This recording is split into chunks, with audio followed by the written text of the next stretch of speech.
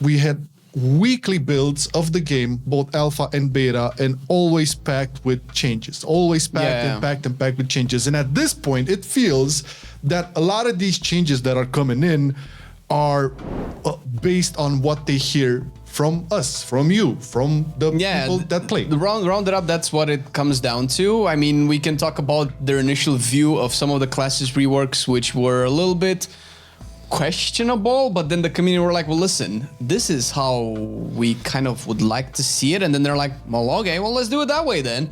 And I mean, I was like super surprised to see the level at which they're like, sure, we know they're listening and they're paying attention, but the level to which they're listening to, I think one of the best examples. Unprecedented.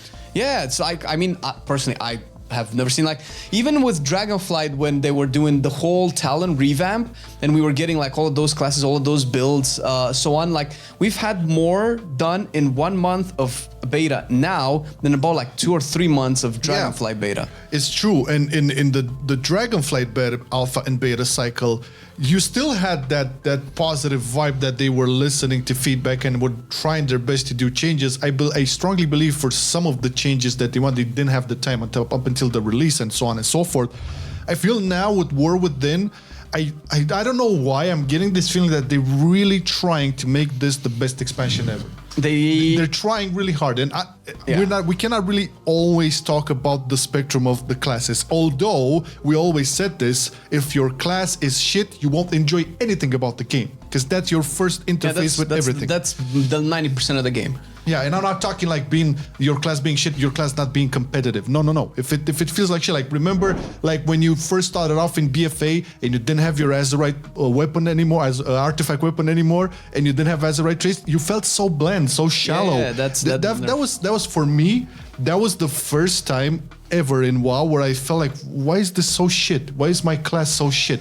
So they don't want that, right? If that happens, that will be a bad time. And again, not focusing just on the classes, but like the overall thing, the Mythic Plus rework, like they announced something first, and then you saw the uproar. It's like, what the fuck is this shit? With the Thorn. It took them 2 weeks, but I guess that's a little bit harder to get down. But in the next week, we had the interview with Ian and Morgan Day, which we talked about on our show. Yeah, actually, that is true. Yeah, because so they're already prepping for this. Yeah. And then the week after, then we got the new shit, right? So you could say that, and I told you, this sounds like a little bit tinfoily, but sometimes, just sometimes, I feel these bastards are putting in shit. They take the shit, get upset, because we already have the good pill, right? So it just felt like that way with the Mythic Plus, because it is like, okay, they showed us that bullshit ass, take holy plus shadow damage and 30% bleeds damage, all that bullshit. And a week after, we get an interview with Ian Hazekostas and Morgan Day talking about, we're gonna do significant changes to the Mythic Plus system.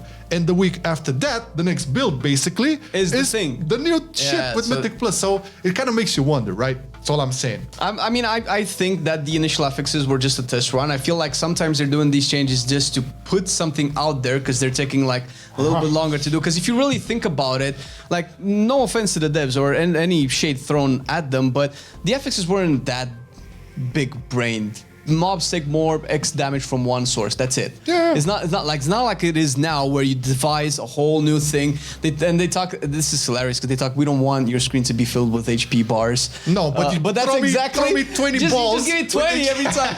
So that's funny. It's a big W overall, for sure.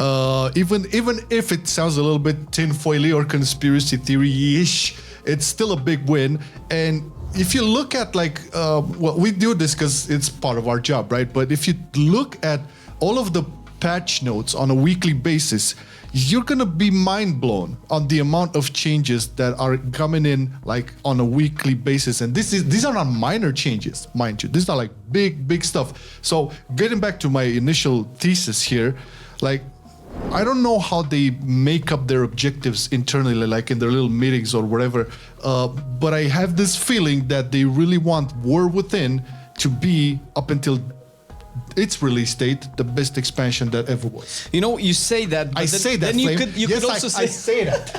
You could also think that why wouldn't they want all expansions to be their best expansions, right? Well, So- see, that's okay. You want to go there, we'll go But there. that's not homeboy. the thing. That's not what I'm trying to say. What I'm trying to say is that they might have.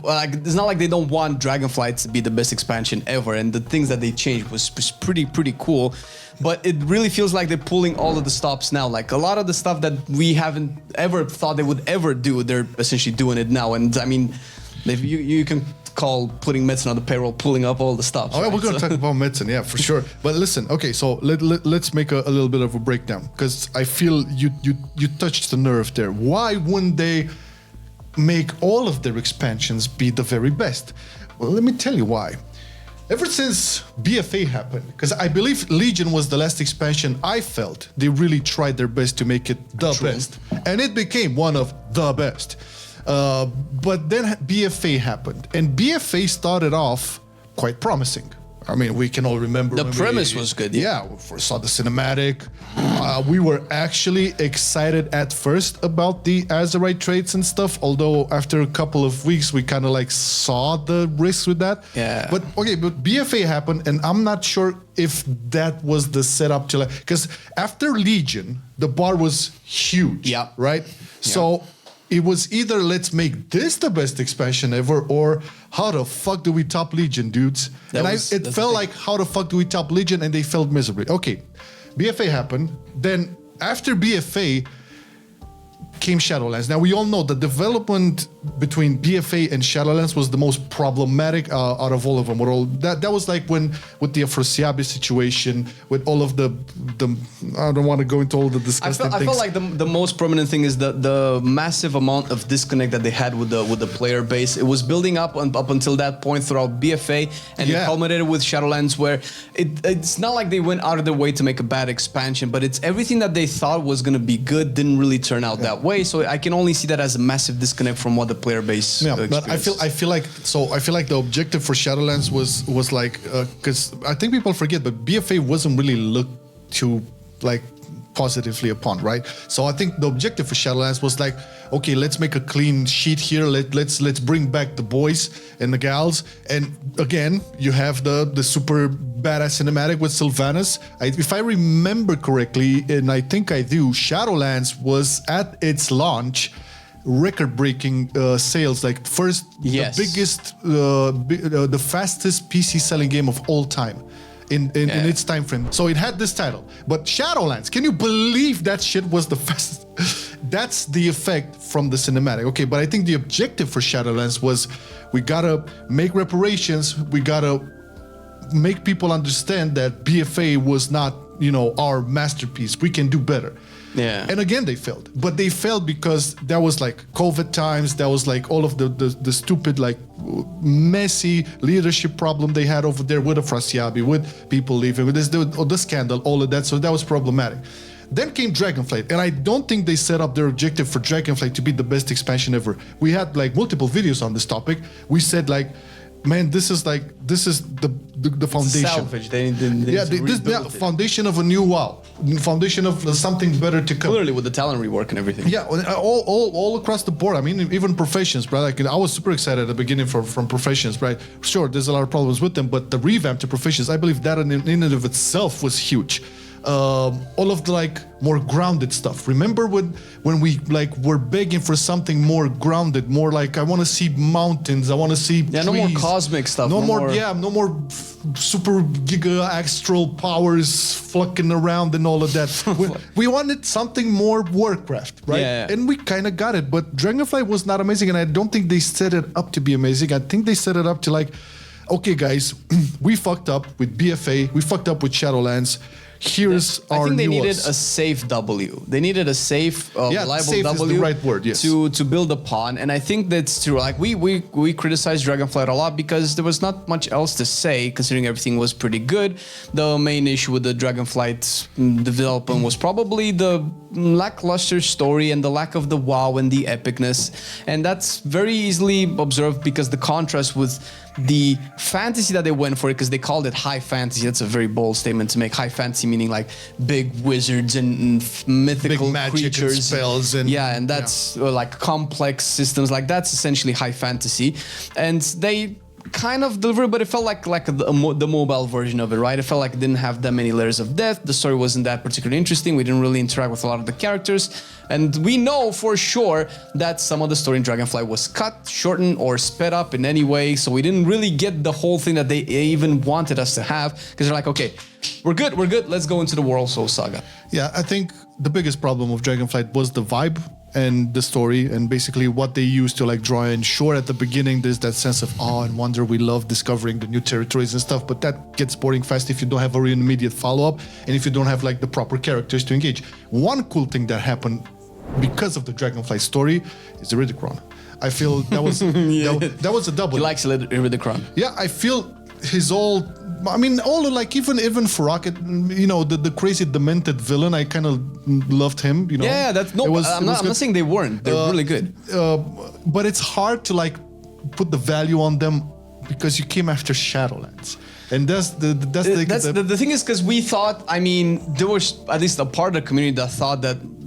Begrudgingly as they were with Sylvanas' developments, like, is Sylvanas actually cooking something? Because that's what everybody thought up until Sang was like, maybe Sylvanas is actually cooking something. And then, no, she was not even in the kitchen where she belongs. What? Shit! Fuck! No, cancel Flame! The thing is, Iridicron is cooking something, but then again, we always have that, we're like, oh my god, this could be so good, and then we were kind of disappointed. So at least for me, that's where a little bit of cynicism still holds, but I'm so open to be proven wrong, because I love Iridicron. I also love Denathris, the kind of this overly intelligent, overly inflated ego, but it's not arrogance, because it's just like confidence, because they're like very capable, right? Denathris had a bit of arrogance, but I'd say deservedly so. Yeah, but that's what I mean, right? It's earned arrogance. Jesus, what a character. And we kind of need some of those characters. Some characters are like, I'm better than you. And you know why? Because I just beat you like 5 times already. That kind of stuff, that's fun. Because then you want to beat that motherfucker. You want to take the fucking sword. Yeah, we need a lot more flavor. And I'm sure we're going to get it eventually in The War Within.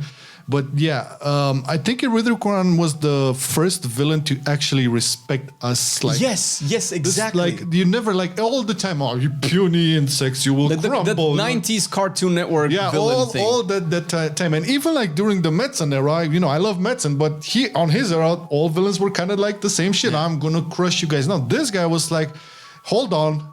These guys kind of fucked up everybody up until this point. Let's maybe be careful with them. Let's use our brain a little bit. Yeah, I really enjoyed that. That makes a different dimension to a villain. That actually, you know what? That actually puts a lot of weight to the champion type interactions that we have with NPCs, because that's just crazy. That gets all so quick. Oh, we are the champion, the savior of Azeroth. But it doesn't really feel like that. It doesn't really. But now it really becomes like, these guys are the champions of Azeroth. Yeah. Let's revise our strategies a little bit. It's definitely a better value for your epic deeds, right? Instead of having all of the friendly NPCs calling you champion, savior, oh my god, they're here, they're gonna save us. Instead of that, hearing it all the time, having an actual villain respect you in that matter, I feel it's much more impactful. And I don't know, it's a smart way of making you count, like your character and what you have made within the world, and also given a different dimension to a villain, rather than just I'm bad and you're puny. Yeah, it's just actually it's just basically personality instead of copy pasting the script from the old one to the new one. It's again, it feels real. And this goes back to what I was saying. So this was kind of a foundation, right? So after BFA, Shadowlands, Dragonflight wasn't set up to be the best expansion. Just circling back to what you said, why isn't every expansion being set up like that? But then again, after you go through the hurdles of BFA and Shadowlands, Dragonflight will not be your best expansion, definitely. This is so much better. It's so much better for sure, but it definitely gave you the right pillars, I would say, to like build upon, right? And then we come on to the War Within. And War Within, I don't know how many of you played the stories, leveling up, trying out the delves, discovering the new zones or whatever. We didn't really want to be spoiled too much on that front. So knowing us and our content, we kind of like went through the end game all the time. Like for first things for us, like classes. Okay, how does talent work? I mean, that's kind of our content. It gave us an out a little bit to not have to engage with the story and some of the cool stuff. So we still will be like first time experiencing a lot of the stuff once the expansion launches. But in terms of classes, that's our jam and our peanut butter. So we kind of want to get that out there. Speaking of the Dragonflight 2 War Within situation.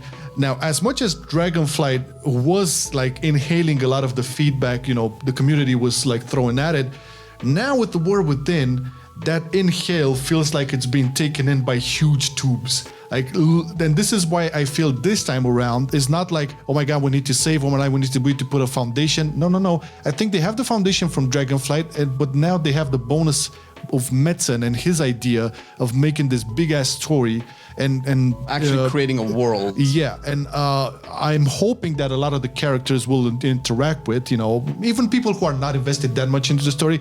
At the end of the day, you'll still have some sort of like tangential interaction with them, even if you don't care, and that could make or break some sort of like attachment. Well, that's the thing, because a lot of people just don't really care about the story as well. But it's clearly obvious that whenever the story is shit, even if you don't care that much, you're not that incentivized to play the game. And Metzen probably definitely had a lot of positive impacts in the game over the years. But one thing, because we can debate, I was like, was that story direction right? Was that the villain, that character that he created was okay? One thing that we can probably all agree is that Metzen can create a world, and that's probably one of the biggest roles that he had over the years, is actually fleshing out the world, which we've seen in the history of WoW with he has its misses and hits but that's part of creating a world, when you realize, okay, that didn't really fit, so we're gonna like do this instead. So we know that that's probably one of his major roles, and that's going to be felt through everything. And people, whether you engage with Mythic Plus, raiding, questing, delves, professions, or just farming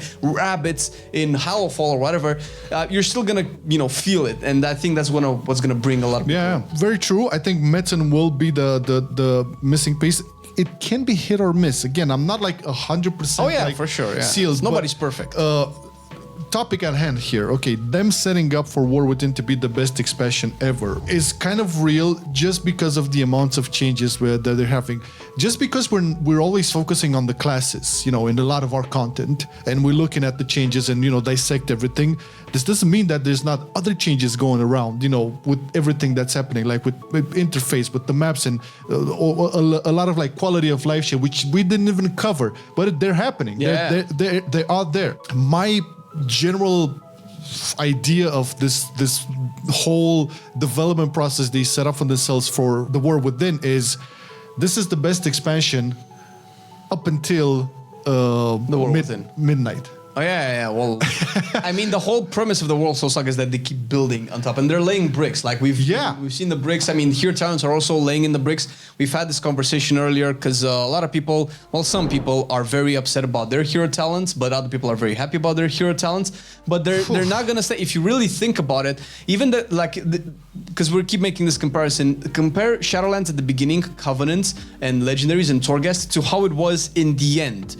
Like Covenants interchangeable all the time, double Legendaries with extra cool loss effects. We shall never forget the Preach interview with Ian. Yeah, that was very, very on point. Yeah. But that's what I mean, right? Even with BFA, with how essences and corruptions were, by the end, it was probably one of the most played patches ever. See, that was always a problem, because by the end, and you remember we had a lot of these comments in our videos, and I now tend to like kind of agree.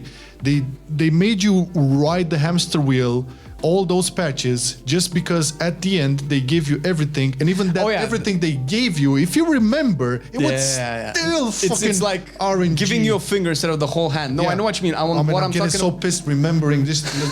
My God. What I'm talking about is their capability of improving a system. That's what I'm talking about. This is like, sure, and even the talent revamp at the beginning of Dragonflight, we remember when we thought Frost Decay was like the best design spec ever at the beginning of Dragonflight, and it turned out to be one of the least one by the end. That's how improving. They raised the bar constantly with other specs. And they're gonna keep doing that with hero talents. And imagine how cool hero talents are as a concept now, and they're just gonna keep getting better and better. It would be best to have everything off the bat, but I think there's still some design, and I want to be as fair as possible, as charitable as possible. Maybe some people just see this design in a different way. Maybe a lot of more people are fine with drag theaters and evokers than we are, and at the end of the day, it's whatever. But we cannot debate that cool, big, scary dragons are always gonna be better. Cool ass animations with spell effects. People care about their cosmetics way more than people like to admit. I agree, my friend. I'm not saying make big, hairy, bulky dragon. Bulky dragon. Just give me option. You keep Give me meat on bones. You keep Slinky Winky lizard. I keep big Slinky Winky.